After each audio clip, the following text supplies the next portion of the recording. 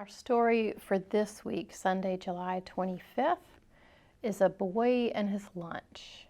And this is based on John 6, verses 1 through 15. Word had spread all across the lands of Jesus and his loving hands. He cured the sick, he healed the blind, to friends and strangers he was kind. The people gathered one by one to see the things Jesus had done. To every place that he would go, the people followed high and low. He crossed the Sea of Galilee, went up a mountain through the trees, then Jesus came to sit and rest among the friends he knew the best. But even all the way up here, the crowd had followed oh so near, to listen to the words he'd say, to watch him heal, to hear him pray. When he saw the large crowd gathered, Jesus asked his question aloud. They walked for miles on their feet. Where can we buy them bread to eat? He said this with a little smile, for Jesus planned it all the while, just exactly what he would do, but wondered if his friends knew too.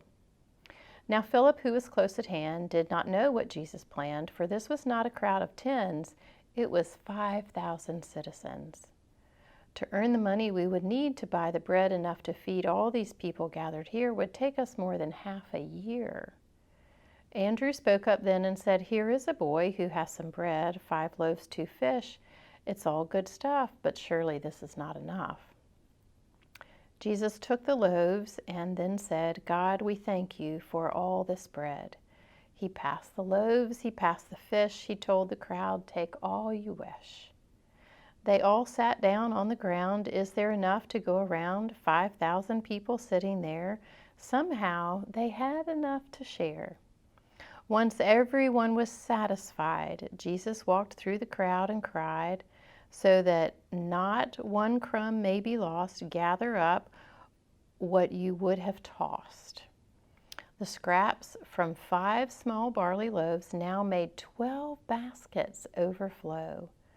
What wasn't enough for them before had somehow turned into so much more. When people saw what he had done, they shouted, "Surely he's the one. Jesus is the prophet, he who has come to make all things anew." Jesus didn't want attention. He realized their intention, to force him to become their king, who would rule all and everything. Instead of sitting on a throne, Jesus chose to be all alone. He did not boast, he did not speak. Alone he climbed the mountain's peak. Oh, I really like that story. Here are the wondering questions for this one.